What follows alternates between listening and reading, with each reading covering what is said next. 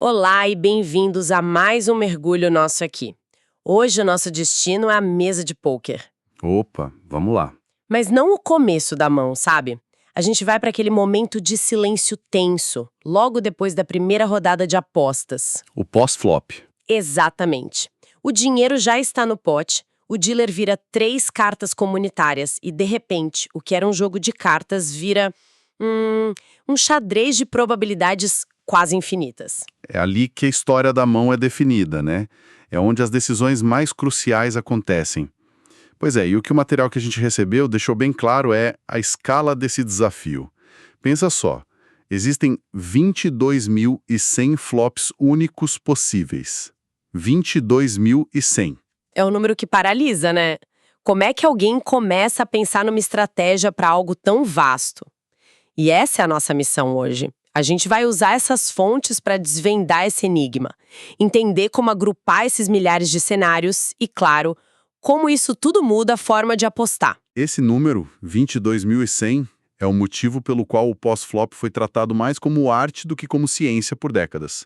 Era tipo pura intuição. Totalmente. Mas a primeira ferramenta que a teoria nos deu para transformar esse caos em ordem é um conceito chamado isomorfismo de naipe. Isomórfico? Nossa, que nome! Parece algo saído de uma aula de geometria. O que isso quer dizer na prática, na mesa? É um nome chique para uma ideia bem simples, na verdade. Significa que, para a estratégia, um flop as de espadas, rei de espadas e dama de espadas é idêntico a um as de copas, rei de copas, dama de copas. Ah, entendi. Os naipes em si não importam, mas sim a relação entre eles. Exato. Nos dois casos, é um flop com 3 cartas altas do mesmo naipe, a força das mãos, os projetos de flush, tudo é espelhado. E aí vem o pulo do gato. Quando você aplica essa lógica e remove todas essas redundâncias, aqueles 22.100 flops... Viram apenas 1.755. Uau, ok. Isso muda tudo. De 22.000 para menos de 2.000. É uma redução de mais de 90%. Pois é. De repente, o problema deixa de ser impossível e passa a ser, bom, ainda muito, muito difícil. Mas 1.755 continua sendo um número gigante. Ninguém vai sentar e estudar quase 2.000 cenários. Tem que ter um jeito de agrupar isso, certo? Com certeza. É aí que entra a primeira grande distinção que o material aponta. Dividir os boards entre dinâmicos e estáticos. Dinâmicos e estáticos, ok. Pensa assim, na diferença entre um mar bem agitado e um lago calminho. Gostei da analogia. Então, um board dinâmico seria o mar agitado, onde tudo pode mudar a qualquer hora. Perfeito. O material dá o exemplo de um 10 de copas, 9 de copas e um 6 de ouros. É um board que a gente chama de molhado. Tem projeto de sequência, projeto de flash. Muitas cartas no turn ou no river podem virar o jogo. Exatamente. A mão que está na frente agora pode ficar muito para trás em segundos. O valor das mãos é super volátil. Entendi. E o board estático, o tal lago calmo? Seria o oposto, algo como um 8 de copas, 5 de espadas e um 2 de ouros, que o material cita. Isso, um board rainbow, todo desconectado. As chances de uma única carta virar o jogo de cabeça para baixo são bem menores. Se você tem um par de valetes, um overpair, a chance dele continuar sendo a melhor mão é alta. Faz sentido. E essa distinção já é um guia estratégico muito forte. Em boards dinâmicos, mãos que têm potencial de melhorar, os draws, são valiosíssimas. Já nos estáticos, o que importa é o valor que você tem agora. Certo, então já temos boards estáveis e caóticos. Mas e as cartas em si? Imagino que um flop com 3 cartas do mesmo naipe seja um mundo diferente de um todo colorido. É o próximo passo lógico. A gente olha a textura do flop e isso descreve a relação dos naipes e dos valores das cartas. Ok. E aí temos as categorias principais. Primeiro, os boards monotone, que é o que você falou. 3 cartas do mesmo naipe, tipo um Ás, Rei e 7, todos de copas. Um flush já pode estar pronto ali. Aí tem os two-tone, com 2 cartas do mesmo naipe, que abrem a porta para os projetos de flush. E os rainbow, onde cada carta é de um naipe, e ninguém precisa se preocupar com flush no turn. Isso. E ainda tem a textura dos valores. Os boards paired, com duas cartas do mesmo valor, tipo dama, dama 4. Ok, que já abre a porta para um full house. Exato. E os mais raros com trips, tipo 7, 7, 7. O legal é que na hora que o flop vira, a textura já te entrega o roteiro da mão, sabe? Se vem tudo de copas, sua preocupação número 1 vira: será que alguém já tem um flush? E se vem um arco-íris, essa preocupação desaparece. A textura dita o ritmo da mão. E tem mais uma peça nesse quebra-cabeça, que é o rank do flop, ou seja, a carta mais alta. E aqui o material traz um dado que, olha, me surpreendeu. Qual deles? Que flops com ás alto são, de longe, os mais comuns. Acontecem quase 22% das vezes. Enquanto isso, um flop com 4 alto é super raro, só 3%. Por que isso é tão relevante? O que muda se a carta mais alta é um ás ou um 7? Muda tudo, porque a carta mais alta interage direto com os ranges pré-flop. Ah, claro. Pensa em quem tá na mão. Um jogador que aumenta a aposta lá do começo da mesa, do UTG, geralmente faz isso com mãos muito fortes, cheias de cartas altas. Ás-rei, ás-dama, par de reis. Enquanto o jogador que só pagou para ver o flop, sei lá, no Big Blind, tem um range muito mais amplo.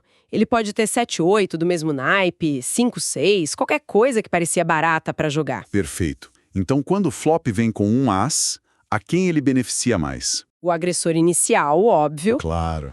O range dele acerta muito mais forte esse tipo de board. É o que a gente chama de vantagem de range. E é por isso que softwares de análise como o PugSolver, que o material cita, criaram os flop subsets. Subconjunto, certo. Isso. Eles pegam um número pequeno de flops, tipo 184, que são estrategicamente representativos de todas essas texturas e ranks. Estudando esse mapa, você entende a lógica para o território inteiro dos 1755. Ok, o caminho está ficando claro. Partimos de 22.000, cortamos para 1755 e depois criamos gavetas para organizar tudo. Agora, vamos para a ação. Como isso se traduz em apostar ou não? E o material foca muito numa jogada que sempre foi polêmica, a Donkey Bet, a famosa aposta do burro. É bom definir bem. Donkey Bet é quando um jogador que está fora de posição e que só pagou a aposta pré-flop, em vez de dar cheque pro agressor, ele resolver sair apostando, ele meio que rouba a iniciativa da mão. Exato. E a sabedoria popular do pôquer por anos foi: nunca faça isso. É jogada de amador. A regra era dar cheque para quem aumentou, deixar ele decidir. Era a regra. Mas as análises de GTO, Game Theory Optimal, a teoria de jogo ótima, viraram essa ideia de cabeça para baixo. Imagino. Elas mostraram que a Donkey Bet não só tem um lugar, como é a jogada correta em muitas situações. E o fascinante é que o material categoriza os flops justamente pela frequência com que a teoria recomenda essa jogada. Então vamos por aí. Começando pelo topo. Flops de alta frequência de Donkey Bet, mais de 50% das vezes. Que tipo de flop é esse? São boards como 764 ou 553. Baixos, conectados e geralmente com duas cartas do mesmo naipe. A razão é puramente matemática. Tem a ver com os ranges de novo. Sempre. Esses boards são o quintal do Big Blind. Ele pagou com mãos como 8-5, 7-6, 5-4. Ele tem muito mais sequências, dois pares e trincas nesse flop do que o jogador em UTG que aumentou com as-rei. Entendi. O agressor inicial, com as cartas altas dele, tá jogando totalmente fora de casa nesse território. O range dele erra completamente esse flop, na maioria das vezes. Exato. Então, você tá me dizendo que a jogada correta, segundo a máquina, é justamente a jogada que todo mundo chamava de amadora. É isso. O Big Blind tem uma vantagem de range esmagadora. A Donkey Bet aqui tem dois propósitos. Primeiro, construir o pote com as mãos fortes dele. Segundo, negar equidade, pressionar o adversário. Isso. O oponente com as-rei olha para aquele board 7-6-4 e para sua aposta e pensa: o que eu faço com isso? E na maioria das vezes a resposta é nada. E ele é forçado a largar a melhor mão para flop. São boards com rei alto. Aqui a situação é mais cinzenta. O agressor pré-flop tem muitos reis no range dele, claro, mas o Big Blind também defende com muitas mãos com rei. É mais equilibrado, é. O que o material mostra é que nesses boards, o range do Big Blind tende a ser polarizado. Ou ele tem uma mão muito forte, como dois pares, ou não tem nada. Já o agressor em posição tem muitas mãos de força média. E essa dinâmica leva a uma estratégia mista, onde a Donkey Bet é usada parte do tempo. E descendo ainda mais, flops de baixa frequência de Donkey Bet, de 10% a 25%. E aqui, curiosamente, estão os boards que a gente falou que são os mais comuns, os com as alto, como as rei-dama. Aqui a vantagem de range do agressor pré-flop é esmagadora. O range dele é lotado de ases fortes. O jogador fora de posição está numa desvantagem brutal. O material aponta que a equidade do Big Blind nesses boards é de só 43%. Então, apostar aqui é suicídio. É como dar um soco num adversário muito mais forte. Você só vai se machucar. A estratégia correta quase sempre é dar check, passar a palavra e ver o que o jogador com a vantagem decide fazer. Peraí, então chegamos nos flops de frequência zero ou quase zero. O material cita boards monotones, todos do mesmo naipe, e com pares altos, como rei, rei 5. Quer dizer que nunca eu deveria sair apostando, mesmo se eu acertei um flush pequeno num board todo de copas, por exemplo? Essa é uma ótima pergunta, Por que a teoria é tão radical nesse ponto? porque a desvantagem é tão grande que qualquer tentativa de agressão é muito fácil de explorar. Pensa no board monotônio. O jogador em posição, o agressor, tem muito mais combinações de nut flush, o maior flush possível no range dele. E ele tem a posição. Exato. Se você aposta com seu flush pequeno, ele pode só pagar e te deixar numa situação horrível no turn. Se você aposta como bluff, ele te paga com qualquer carta do naipe, você tá encurralado. A teoria diz, não se mexa. Dê check com 100% das suas mãos e reavalie depois. É uma retirada estratégica. Uau. Então a Donkey Bet passa de uma jogada de burro para uma ferramenta cirúrgica, Sim. que você usa quando tem uma vantagem clara de range e guarda quando está em desvantagem. É a definição perfeita. Não é sobre o que você sente sobre a sua mão. É sobre uma análise fria de como o seu range inteiro se choca com o range do oponente naquele flop específico. É uma mudança de paradigma total. E tudo isso, no fundo, só reforça um dos mantras mais antigos do pôquer, a importância da posição. É a vantagem mais fundamental. Agir por último é ter o superpoder da informação. O material traz um dado que deveria ser emoldurado. Qual? Mesmo que dois jogadores tenham ranges idênticos, o jogador em posição captura em média 5% a mais do valor do pote. 5%! 5%, apenas por ter a última palavra.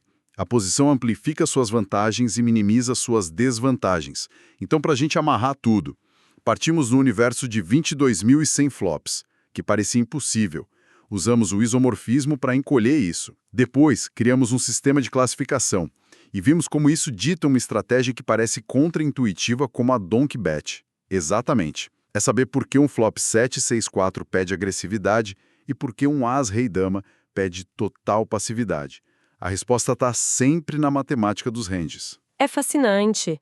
O objetivo de todo esse estudo é, claro, tornar o jogador melhor, mais próximo dessa perfeição teórica. Mas isso me deixa com uma dúvida. Qual seria? Todo esse estudo é para construir uma estratégia GTO teoricamente perfeita. Mas na mesa, a gente não joga contra uma máquina. Jogamos contra pessoas. Pessoas que têm manias, que bluffam demais. Onde fica o equilíbrio? Essa é, talvez, a questão de $1 milhão no pôquer moderno. O material nos dá o mapa para a estratégia perfeita, a linha de base. Mas e quando você percebe que seu oponente está completamente perdido a quilômetros desse mapa? Qual o equilíbrio entre jogar o jogo sólido e partir para explorar as falhas óbvias de um ser humano? Isso, que comete erros que a teoria nem sequer contempla. A questão é, seguir a máquina ou explorar o humano? Precisamente. E essa busca pelo equilíbrio entre a solidez teórica e a adaptabilidade exploratória é o que separa os bons jogadores dos grandes jogadores. É um desafio que não tem uma resposta pronta. E talvez essa seja a beleza do jogo, né?